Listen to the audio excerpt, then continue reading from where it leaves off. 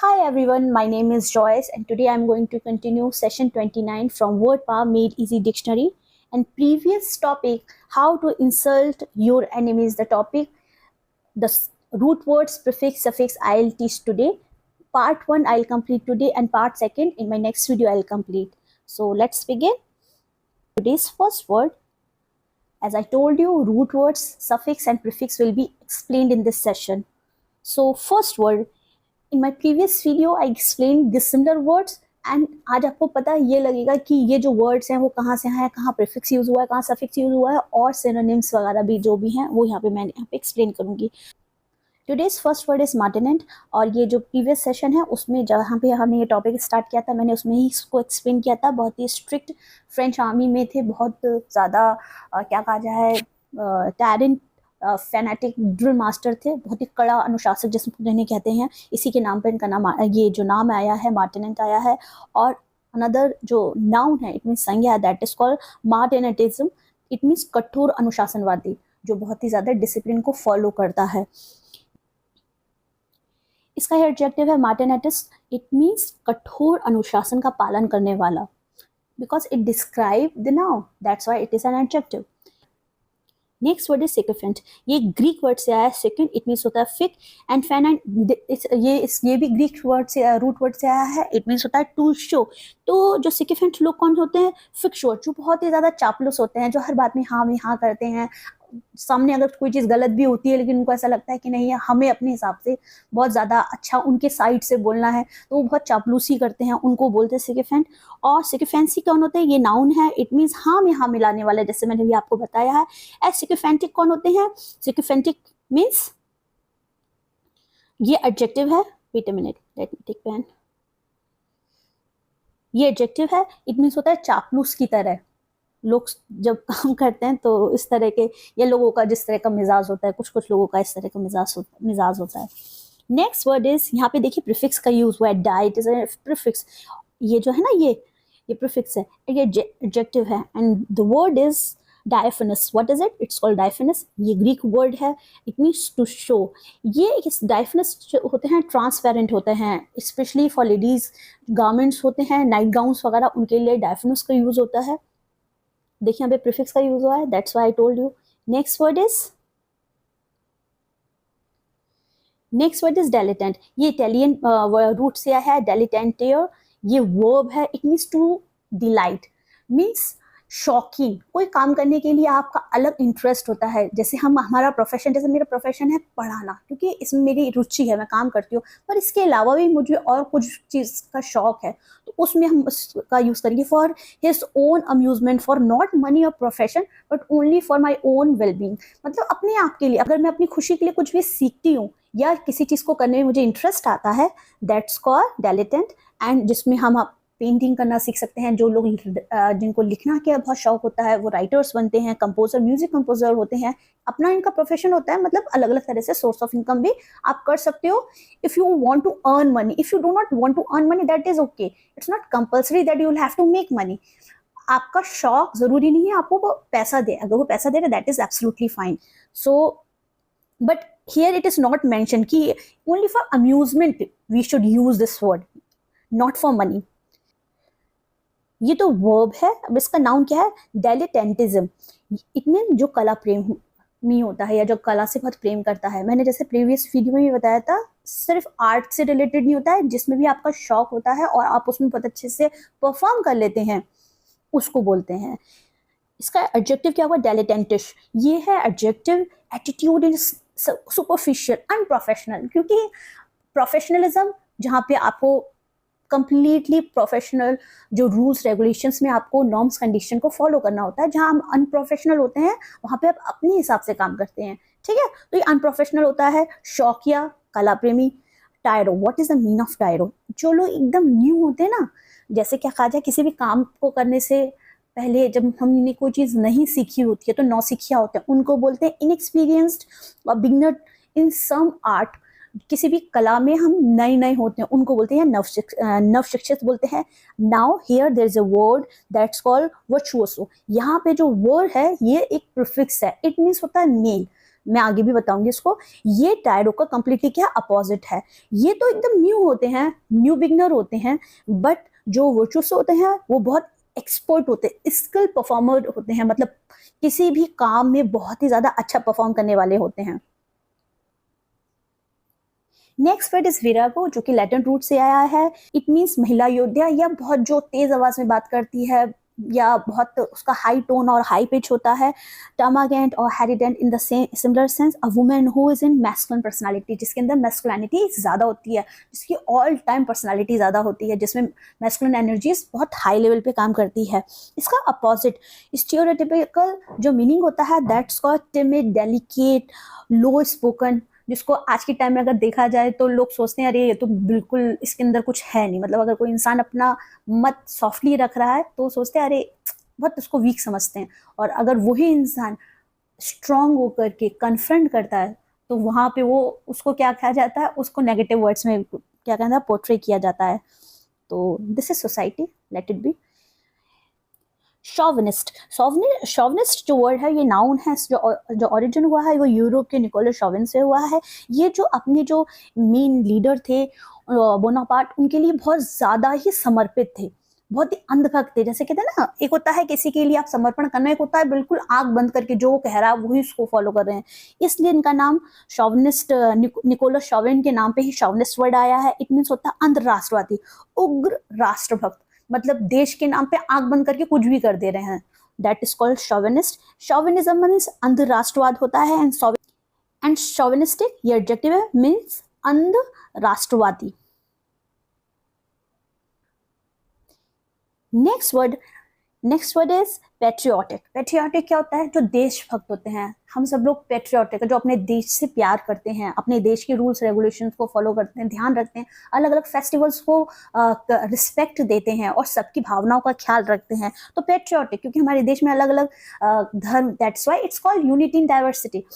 And ये जो word आया ये पैटर और पैट्रिस से आया है, जो कि एक ग्रीक वर्ड है। इट मीन्स होता है फादर, और इट मीन्स पेट्रियोटिक मीन्स होता है देशभक्तिपूर्ण। पैट्रिमनी के पैटर मीन्स होता है father, and money in the sense जो मनी रिलेटेड होता है, मतलब इनहेरिटेंस फ्रॉम फादर, जो हमें अपने पिता से जो भी पैसा या धन या विरासत मिलती है उसके लिए पैट्रिमनी का यूज होता है। पैट्रियोनिमिक, पैटर इन द सेंस फादर। यहाँ पे देखिए ओनिमा एक ग्रीक वर्ड है, यहाँ पे इट इज यूज्ड, और ये इट मीन्स होता है नेम। व्हाट इज इट, ये क्या है, एक नेम है। देखिए यहाँ पे मैंने लिखा है ओनिमा ग्रीक रूट है। It means a name formed of father's name, जो कि हमें पिता के नाम से, मतलब हम सबके अपने फादर्स के हमारे जो सर नेम होते हैं वो फादर के नेम से ही चलते हैं। लाइक जॉनसन, तो सन ऑफ जॉनसन, जैसे मेरा भी सर नेम है तो मैं अपने फादर की डॉटर हूँ, लाइक दैट वे, पिता का नाम। Next word is onoma. As I told you ये ग्रीक रूट से आया है। सिनोनिम हम लोग मोस्ट ऑफ द टाइम, जैसे मैं यहाँ पे वोकेबलरी, मैंने जो भी प्रीवियस जितने भी मैंने पढ़ाया है वोकेबलरी सेशंस लिए, मैं आपको बताया सिनोनिम्स है।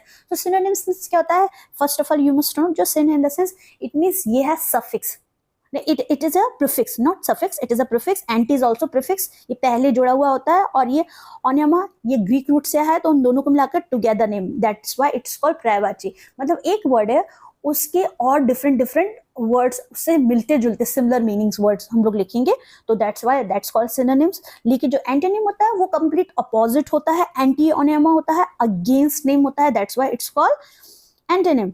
एंड उसको हम हिंदी में क्या बोलेंगे, विलोम शब्द बोलते हैं। यहाँ पे देखिए ओनिमा से रिलेटेड और जो वर्ड हैं, जैसे होमोनियम, होमोस भी एक वर्ड है, और ओनिमा भी एक वर्ड है। इट मीन्स सेम नेम, मतलब सेम स्पेलिंग है बट मीनिंग डिफरेंट है। जैसे आप यहाँ देख सकते हैं bat and spelling same, similar bat, दोनों में स्पेलिंग सेम है, पर एक बैट का मतलब है चमगादड़ और दूसरी बैट का मतलब क्या है, बल्ले से है। होमोफोन स्टार्टिंग जो एकदम छोटे छोटे बच्चे होते हैं उनको सिखाए जाते हैं। होमोफोन मीन्स क्या होता है, या बड़ी क्लासेस में भी देख सकते हैं, इट्स नॉट ओनली छोटी क्लासेस में, बड़ी क्लासेस में भी देख सकते हैं, हमें खुद भी आने चाहिए। पेडागोजी में होमोनेम होमोफोन्स आता है, इस वजह से मैं आपको बता रही हूँ। और होमोफोन्स क्या होते हैं, जो सेम साउंड होते हैं, मतलब स्पेलिंग डिफरेंट है, मीनिंग डिफरेंट है, लेकिन सिमिलर साउंड है। Like bare in the sense मात्र, और bare in the sense naked also, but bear in the sense यहाँ पे है, भालू को भी हम बेयर बोलते हैं, बियर नहीं होता, इट्स बेयर होता है। ओके, पैटर्निटी, पैटर्निटी क्या होता है? फादर और फादरहुड से रिलेटेड होता है। पितृत्व और पितृसत्तात्मक, मतलब फैमिलीज में जो हेड है वो क्या है? फादर है, उनकी चलती है। उनके चलने का मतलब ये नहीं है कि सारे रूल्स वही मनाते हैं, इट मीन्स जो स्ट्रॉन्ग डिसीजंस होते हैं वो उनके होते हैं। ओके, पर इसके साथ साथ इसका मतलब ये नहीं कि मदर के नहीं होते, मदर की अपनी जगह पे होते हैं, दोनों के होने भी चाहिए, लेकिन paternity in the sense fatherhood होता है। पैटर्नलिस्टिक यहाँ पे एडजेक्टिव है, इट मीन्स जो फादर की विशेषताओं को बताता है। यहाँ पे मैंने लिखा नहीं है, बट ये डिस्क्राइब करता है पैटर्निटी को। Paternal, it is also adjective, it means fatherly. पिता का या पैतृक, ये भी एडजेक्टिव है। देखिए यहाँ पे भी ये एडजेक्टिव है, ये भी एडजेक्टिव है, दोनों के अलग अलग स्पेलिंग्स हैं, लेकिन दोनों ही एडजेक्टिव हैं जो कि पैटर्निटी को क्या करते हैं? डिस्क्राइब करते हैं। पैटर्नलिज्म, इट इज अ फिलोसफी और सिस्टम ऑफ गवर्निंग कंट्री। ये एक तरह का सिस्टम है जो कि पूरी कंट्री पे लागू होता है, जिसमें ये दिखाया जाता है कि मेल डोमिनेशन ज्यादा है, और उसी के हिसाब से घर घर में ज्यादातर फादर फिगर को ही कंसीडर, उनके जो स्ट्रॉन्ग डिसीजन मेकिंग, जो क्या कहा जाए, लॉजिकल बेसिस डिसीजन होते हैं, या क्योंकि वो मेन हेड होते हैं, घर चलाने में उनका काफी योगदान होता है, पैसा कमाते हैं।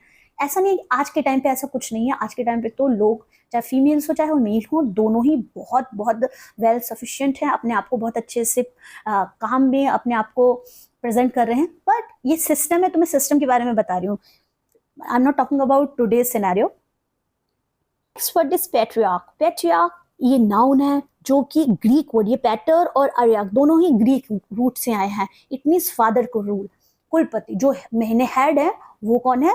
फादर को, जैसे मैंने भी आपको अभी तक बताया। पैट्रियार्कल ये एडजेक्टिव है, पितृसत्तात्मक, मतलब सत्ता किसकी चल रही है? फादर की सत्ता चल रही है। पैट्रियार्की सिस्टम, पितृसत्तात्मक सामाजिक व्यवस्था, जो समाज में जो सिस्टम है उसको भी हम क्या बोलते हैं? पैट्रियार्की सिस्टम बोलते हैं।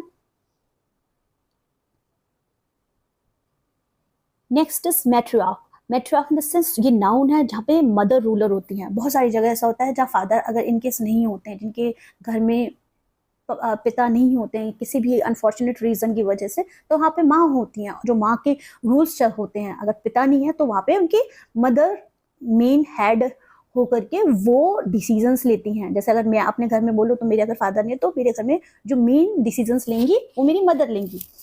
दैट्स वाई इट्स कॉल्ड मातृ सत्तात्मक, क्योंकि यहाँ पे किसके डिसीजन चल रहे हैं? मम्मी के डिसीजन चल रहे हैं। मैट्रियार्कल, मैट्रियार्कल इन द सेंस ये एडजेक्टिव है, मातृ सत्तात्मक सामाजिक व्यवस्था। लेकिन अगर समाज में सिर्फ माओं का ही अधिकार हो जाता है, एक सिस्टम बन जाता है, that's called matriarchal society. Maternity, maternity motherhood होता है, स्पेशली मैटरनिटी लीव्स ली जाती हैं जब किसी भी महिला अपने बच्चे को जन्म देने से पहले हमें गवर्नमेंट की तरफ से भी, स्पेशली प्राइवेट स्कूल में भी हमें लीव मिलती हैं। मैटरनल, मदरली, जरूरी कई बार ऐसा होता है कि जो लोग माँ जिनके पास जो लोग जन्म देते हैं वो तो मदर होती हैं, पर किसी जो लोगों के पास अगर जिन्होंने जन्म नहीं दिया होता लेकिन अगर उनका सॉफ्ट उस तरह का फेमिनाइन अपने अंदर, उनके अंदर वो फेमिनिटी है, तो वो मदरली कंसीडर किया जाता है कि वो लोगों की, बच्चों की, छोटे बच्चों की, सब लोगों की फीलिंग्स को समझते हैं और उनको उन्हीं की तरह से उतने इमोशंस पे जा करके उनके साथ वैसा ही बिहेव करते हैं, which is very very important. जरूरी नहीं है कि आप उसके लिए मदर हो। अगर आप मदर हैं, that is the best thing that God has blessed you, that you are a mother. But if you are not for any reason, but if you have that kind of sense or emotion, means you have motherly nature, तो it is called, what is it is called? That is called maternal। माँ का। Matron, matron होती हैं specially जो hostel वगैरह होती हैं, मैंने तो हॉस्टल में रही हूँ तो मुझे आइडिया है, इस वजह से वहाँ पे मैट्रन वगैरह होती हैं, इसलिए मुख्य परिचारिका। और today's last word is Alma माडर। ये अल्मा मैटर नहीं है, माडर है, इन द सेंस ये जो वर्ड है अगर आप लिटरेचर में पढ़ेंगे तो मोस्ट ऑफ द टाइम जो राइटर्स हैं, ऑथर्स हैं, उनके लिए यूज किया जाएगा जहाँ से उनकी एजुकेशन हुई है। स्पेशली ये उन लोगों के लिए यूज किया जाता है जहाँ पे बिल्कुल बेसिक से एजुकेशन हुई है, जहाँ पे मातृ संस्था, मतलब बिल्कुल एक बच्चे को, स्टूडेंट को डाला गया है छोटे सी क्लास में और फिर वो वहीं पर ही पढ़ता है और फिर उसके बाद से मतलब उसकी जो बेसिक एजुकेशन, प्राइमरी एजुकेशन है वो वहाँ पे हुई है। That's why it is called alma mater. Now part 1 is completed। Half session means part 2, उसमें हम लोग डिफरेंट काइंड ऑफ स्केलिंग देखेंगे और जो एक्सरसाइजेज हैं जो कि हमारी डिक्शनरी में है उनको मैं कंप्लीट कराऊंगी। So thank you for watching. अगर इस वीडियो के थ्रू या जो भी वीडियोस इस चैनल पे पड़े हुए हैं, अगर आपको उससे मदद मिले तो अगर आप न्यू हैं तो इस चैनल को ज़रूर सब्सक्राइब कीजिएगा, लोगों को शेयर कीजिएगा एंड अपने सुझाव देने के लिए आपके लिए कमेंट बॉक्स है। मैं हमेशा हर व्यक्ति जो भी जन मुझे कमेंट करता है या जिसकी जो क्वेरी होती है उसको ज़रूर पढ़ती हूँ। That's it. Thank you so much and have a great day.